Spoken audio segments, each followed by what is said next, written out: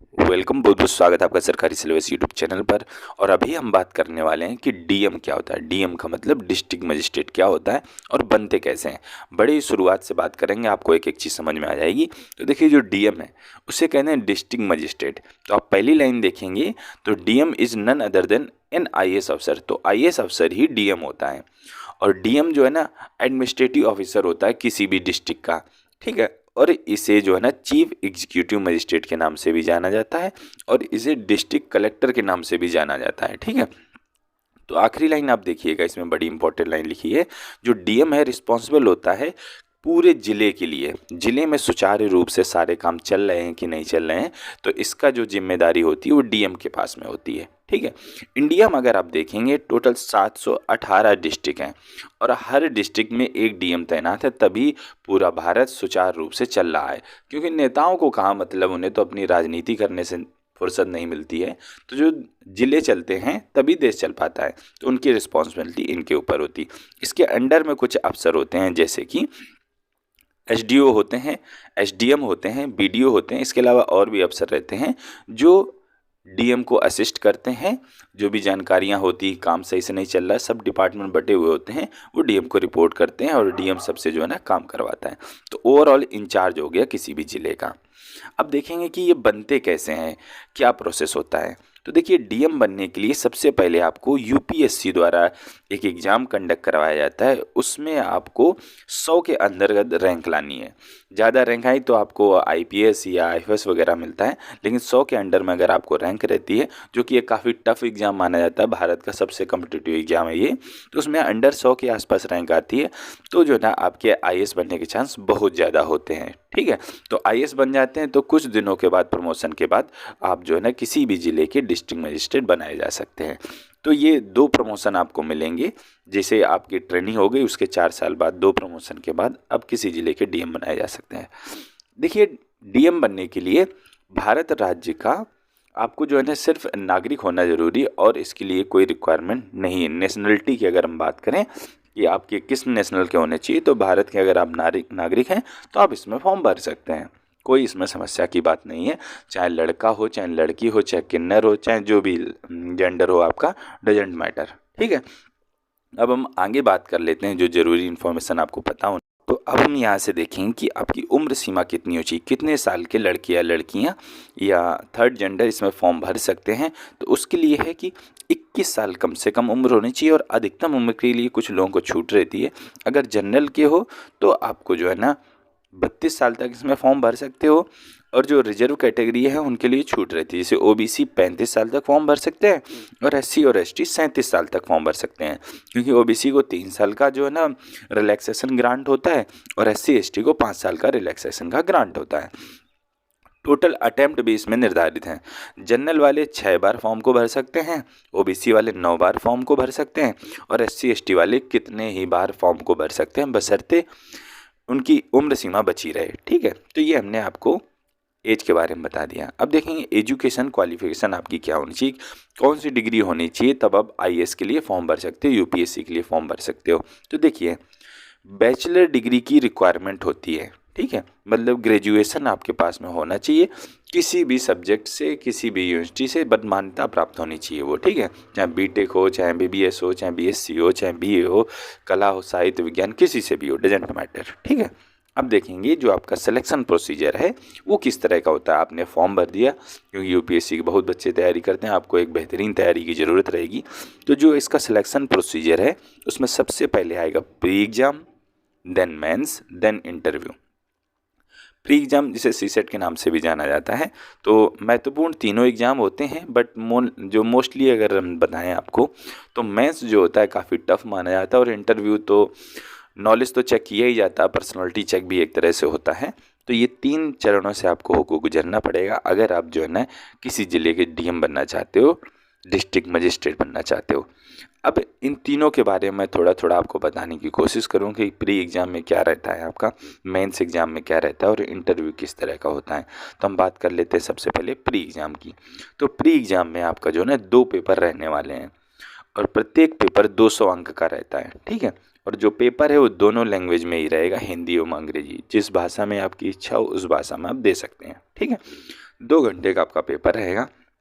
और जो ये पेपर है इसमें आपकी निगेटिव मार्किंग भी रहेगी, 1/3 नंबर आपका काट लिया जाएगा। अगर प्रश्न में 1 नंबर का है तो 0.33 नंबर आपके काट लिए जाएंगे, ठीक है। और जो प्रीलिमिनरी एग्ज़ाम है वो प्रत्येक साल के अक्टूबर मंथ के आसपास में कंडक्ट करवाया जाता है। तो आप इस चीज़ को ध्यान रख सकते हैं कि इसमें 2 पेपर होते हैं और जो है ना 200-200 मार्क्स के होते हैं, 2 घंटे का समय मिलता है और निगेटिव मार्किंग भी रहती है। तो जो आए अब वही कीजिएगा, तुक्का लगाने की ज़रूरत नहीं। देखिए तुक्के वाला जो काम है ना वो ग्रुप में कहूँ सी और डी की नौकरी में होता है। रेलवे वाली कोई ग्रुप डी है तो आप लगा सकते हो, लेकिन ये आईएएस के एग्ज़ाम है, बिना नॉलेज के तुक्के से कुछ नहीं होता, ठीक है। अब जो है प्री जो आपका एग्ज़ाम है उसमें 2 पेपर हो गए, पेपर 1 एंड पेपर 2। अब पेपर 1 जो है ना ये भी ऑब्जेक्टिव होता है, 100 क्वेश्चंस रहेंगे, 200 मार्क्स के रहेंगे, नेगेटिव मार्किंग है 2 घंटे का। जो पेपर 2 है ये भी ऑब्जेक्टिव है, 80 क्वेश्चंस रहेंगे, 200 नंबर के रहेंगे, नेगेटिव मार्किंग इसमें भी 1/3 रहेगी, 2 घंटे का आपका पेपर रहेगा। तो ये कुछ डिटेल्स आपको बताई मैंने पेपर 1 और पेपर 2 जो कि प्री एग्ज़ाम में आपको जो है ना प्रिलिमिनरी जिसे एग्ज़ाम कहते हैं आपको ये देने पड़ेंगे, ठीक है। तो अब हम आगे चलते हैं अपने मेंस एग्ज़ाम की तरफ। उसमें क्या क्या चीज़ें पूछी जाती है उसके बारे में आपको बताने की कोशिश करते हैं। तो जो आपका मेंस एग्ज़ाम है जब आप प्री क्वालिफाई कर लेंगे, after qualifying for the pre exam the candidate are eligible for second round, this is mains exam. Mains exam जो है ना जनवरी महीने में कंडक्ट करवाए जाते हैं, ठीक है। और जो है ना मेंस एग्ज़ाम होने के बाद आपको जो है ना इंटरव्यू में भेजा जाएगा। तो जो मेंस एग्ज़ाम है इसमें टोटल 9 पेपर रहेंगे। 9 पेपर में ओनली 7 पेपर जो है वो मेरिट में काउंट होंगे, 2 पेपर जो है ना क्वालिफाइंग रहते हैं। तो 9 पेपर में 7 आप देने तो 9 हैं, 2 क्वालिफाइंग है, 7 के मेरिट में आपके नंबर जुड़ेंगे तो अच्छे से देना उन्हें, ठीक है। और जो टोटल मार्क्स हैं इसमें इस एग्ज़ाम के लिए वो है 1750, मतलब 1750 नंबर का टोटल आपका पेपर होने वाला है। तो देखिए आपको कितने ज़्यादा पेपर देने पड़ रहे हैं। आप देख सकते हैं कि आपको 9 पेपर देने पड़ेंगे मेंस एग्ज़ाम के लिए। और जो है ये सब्जेक्टिव होते हैं, ऐसा नहीं आपने ऑब्जेक्टिव टिक कर दिया, ये ऐसा नहीं है। इसमें जो मेंस है वो सब्जेक्टिव होता है। आपको जो है ना प्रश्न आएगा, आपको उसमें प्रॉपर आपको जो है ना हाथों से अपना हैंड राइटिंग करके उसमें लिखना पड़ेगा, ठीक है। तो आप इस चीज़ को ध्यान, और ये सीबीटी भी नहीं है कि आपको कंप्यूटर पर टाइप करके, ऐसा भी नहीं, आपको जो है ना हार्ड कॉपी में लिखना पड़ेगा। अब देखो जो 9 पेपर होते हैं उनके बारे में थोड़ी सी मैं आपको डिटेल्स देता हूँ। तो जो पेपर एसे का सबसे पहले आता है, किसी टॉपिक पे आपको एसे लिखना होगा, 250 नंबर का रहेगा, 3 घंटे का आपका प्रश्न रहेगा।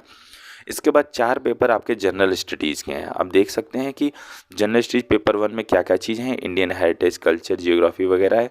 सारे के सारे 250-250 नंबर के ही हैं और 3-3 घंटे का आपके प्रश्न है। देखिए इसमें कोई निगेटिव मार्किंग नहीं होती, जो सब्जेक्टिव होते हैं उनमें कोई निगेटिव मार्क, अगर आपका गलत है तो काट दिया जाता है, निगेटिव मार्किंग नहीं मिलती है, ठीक है। ये सब्जेक्टिव का थोड़ा सा फ़ायदा रहता है। तो जनरल स्टडी के 4 पेपर इधर हो गए और एक ऐसे का हो गया, ठीक। इसके अलावा और जो पेपर हमारे बचे 4, एक 5 उधर हो गए थे और 4 ये हैं, 5-4 9 आपके टोटल हो गए। तो ऑप्शनल आपके 2 रहते हैं, जो आपने ऑप्शनल चूज किए, जो भी बहुत सारे लोग हिस्ट्री करते हैं, जियोग्राफी करते हैं, आपकी इच्छा है जो आप करना चाहें। तो जो ऑप्शनल भी हैं 2 पेपर ऑप्शनल रहेंगे, 250-250 के नंबर रहेंगे, 3-3 घंटे का आपका प्रश्न रहेगा। इसके बाद 2 पेपर और हैं इंडियन लैंग्वेज के, तो कोई भी आप लैंग्वेज चूज कर सकते हैं, आपकी इच्छा, लेकिन एक इंग्लिश जो है ना वो मैंडेटरी रहेगी। तो पेपर 1 आपकी इच्छा पर है, पेपर 2 जो है ना इंग्लिश मैंडेटरी है। तो 300-300 के जो है ना ये आपके होने वाले हैं और इनमें सिर्फ आपको क्वालिफाई करना है। इन पेपर 1 और पेपर 2 के नंबर फाइनल मेरिट लिस्ट में नहीं जुड़ेंगे, ठीक है। तो जो इसके ऊपर वाले हैं उन सबके जुड़ेंगे। अब इसके बाद मैं आपको बात कर लेता हूँ कि आपको जो है ना इसमें क्या सैलरी मिलती है, कितना क्या आपको फ़ायदा रहता है, क्योंकि ये जो है ना थोड़ा सा मोटिवेट करती है इन चीज़ें। तो जैसा कि मैंने आपको बताया कि ये भारत की सबसे बेहतरीन नौकरी है, तो सबसे बेहतरीन आपको पेमेंट में मिलेगी, सबसे बेहतरीन आपको सुख सुविधाएं भी मिलेंगी। तो जो आपकी पेमेंट है वो 56,100 आपका मूल वेतन है। इसके अलावा कई चीज़ें जुड़ती हैं, जैसे टीए हो गया, डीए हो गया, एचआरए हो गया। तो ये सब चीज़ें आपको जोड़ के आपको मिलती है सैलरी। तो अगर मैं बात करूँ शुरुआती सैलरी, तो 1 लाख के आसपास आपकी सैलरी बनती है जाके। और आपको देखिए सारी चीज़ें तो आपको मिल ही जाती हैं। आपको एक बढ़िया बंगलो मिल जाता है, आपको कार मिलती है, आपको सेफ्टी सिक्योरिटी के लिए, सुरक्षा के लिए गार्ड्स मिलते हैं, ठीक है। हर चीज़ आपको मिल ही जाती है। और इसके अलावा जो आपके बेनिफिट वगैरह हैं मैंने आपको बता ही दिया है कि आपको जो है ना हाउस रेंट अलाउंस वगैरह, मेडिकल फैसिलिटी आपको मिलती है, ट्रेवलिंग अलाउंस वगैरह मिलते हैं, सिक्योरिटी आपको मिलती है, ठीक है। पेंशन आपको मिलती है, वैकेशन आपको बीच में छुट्टियां भी मिलती हैं। तो ये आपके जो बिल्स वगैरह आते हैं, टेलीफोन वगैरह के बिल्स, वो भी गवर्नमेंट पे करती है। जो इलेक्ट्रिसिटी बिल आते हैं उसमें आपको सब्सिडी मिलती है कई ज़्यादा। तो बहुत सारे बेनिफिट आपको जो है ना मिलती हैं। पर्सनल आपको जो है ना कार मुहैया कराई जाती है सरकार की तरफ से, लग्जरी व्हीकल स्कॉर्पियो टाइप की, ठीक है। तो ये चीज़ें कुछ बेनिफिट हैं जो आपको दिए जाते हैं, जो कि कब बड़े बेहतरीन होते हैं, और रिटायरमेंट के बाद आप एक अच्छी ज़िंदगी भी जी सकते हो। तो उम्मीद करता हूँ आपको ये वीडियो पसंद आया होगा। अगर वीडियो पसंद आया हो तो इसे लाइक कीजिए, दोस्तों के साथ में शेयर कीजिए। अगर आप चाहते हैं किसी दूसरे टॉपिक पे वीडियो बनाया जाए तो आप हमें कमेंट करके नीचे बता सकते हैं। हम कोशिश करें कि जल्द से जल्द उस टॉपिक पे वीडियो बनाया जाए। फिलहाल इस वीडियो में इतना ही रखना चाहेंगे। हम आपसे मिलते हैं अगली वीडियो में, तब तक के लिए वंदे मातरम।